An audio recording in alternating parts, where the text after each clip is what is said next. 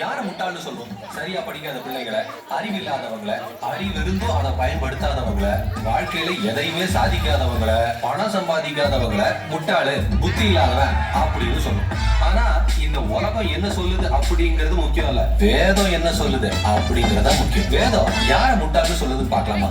ஆண்டவருக்கு மோசே மேல பிரியம், ஆனா அவனை பத்தி தப்பா பேசின மிரியம். பனிஷ்மெண்டா 7 நாள் லெப்ரசி. அப்புறம் ஆரோன் போய் மோசே கிட்ட பறிஞ்சு பேசி புத்தி இல்லாம பேசிட்டோன்னு சொன்னாரு. மோசே போய் இவங்களுக்காக ஆண்டவர் முன்னாடி நின்னாரு. சோ ஒரு உண்மையான ஊழியக்காரனை நீங்க தப்பா பேசுனீங்கன்னா நீங்க முட்டாளு. கர்த்தருக்கு கீழ்ப்படியாம அவர் கட்டளைகளை மறந்தீங்கன்னா, உங்களை நீங்களே கெடுத்து தாறுமாறா நடந்தீங்கன்னா நீங்க முட்டாளு. Disobedience, corruption, perversion, you quit all. ஆண்டவரை என்ன சொல்லாததை எண்ணுனான். தாவீது தன்னையே பெருமையா எண்ணுனான். அப்புறம் மனசாட்சி குத்தி முட்டாள்னு ஒத்துக்கிட்டான். ஆண்டவர் அடிச்சதும் பாடத்தை கத்துக்கிட்டான். உங்க பெருமைக்காக நீங்க எதையாவது செஞ்சீங்கன்னா நீங்க முட்டாள். ஆசா ராஜா ஆண்டவரை நம்பாம ஆறாம் ராஜாவை நம்புனான். இந்த அனானி இருக்கா பாருங்க, டே ஆசா நீ என்ன லூசான்னு கேட்டான். ஆண்டவரை நம்பாம அரசனை நம்புனீங்கன்னா நீங்க லூசு. மேசியாவை நம்பாம மனுஷனை நம்புனா நோ யூஸ். தேவனை தூஷித்து ஜீவனை விட்டிடும் சொன்னது மிஸ்ஸஸ் யோபு. நன்மை தீமை இரண்டையும் பெற்றிடும் சொன்னது மிஸ்டர் யோபு. ஆண்டவர் கிட்ட இருந்து எது வந்தாலும் ஏத்துக்க, இல்லனா முட்டாளுங்க லிஸ்ட்ல உன் பேரை சேர்த்துக்க. கடவுள் இல்லன்னு முட்டாளு மனசுல டாக் பண்றான். வெளிச்சத்துல நடக்காம இருட்டுல தினமும் வாக் பண்றான். முட்டாளை பத்தி நீதிமொழிகள்ல தான் நிறைய போட்டிருக்கு.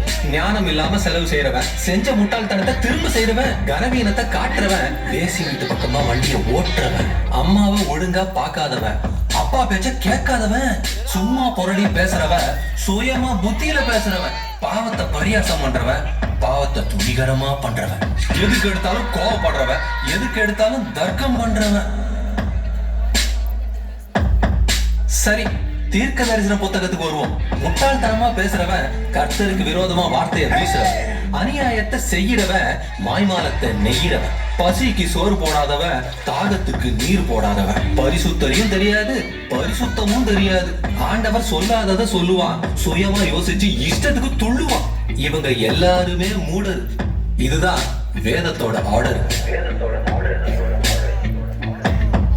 சரி, புதிய பாட்டுக்கு வரும். வசனத்தை கேட்டும் நீங்க கீழ்ப்படியலன்னா மணல் மேல வீட்டை கட்டுற மாதிரி. முட்டாள்தனத்துக்கு நீங்க ஒரு மாதிரி. சடங்க ஃபாலோ பண்ணி சத்தியத்தை தவற விட்டவன், வருகைக்கு ரெடி ஆகாம நித்தியத்தை தவற விட்டவன், ஆடம்பரமா வாழ்றதுக்கு பதுக்கி வச்ச, ஆண்டவரோட ஊழியத்தை ஒதுக்கி வச்ச, உலகத்தன் பார்வையில நீ கூலு, ஆனா ஆண்டவர் பார்வையில நீ ஃபூலு.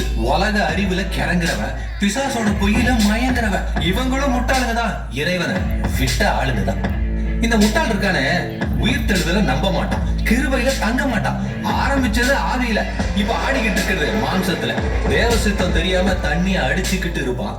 கிரியைகள் இல்லாத விசுவாசத்தை புடிச்சுக்கிட்டு இருப்பான். கடவுளை பத்தி என்ன தெரியணுமோ அத கடவுளே தெரிய வச்சுட்டாரு. அவருடைய வல்லமை, தேவத்துவம் எல்லாத்தையும் படைப்பு மூலமா புரிய வச்சுட்டாரு. ஆனா இந்த மனுஷன் என்ன பண்ணா தெரியுமா? படைச்சவரை பின்னாடி தள்ளிட்டா, படைப்புக்கு முன்னாடி போய் நின்னுட்டான். இவனை என்னன்னு சொல்றது? அஹமக் ஷாத்து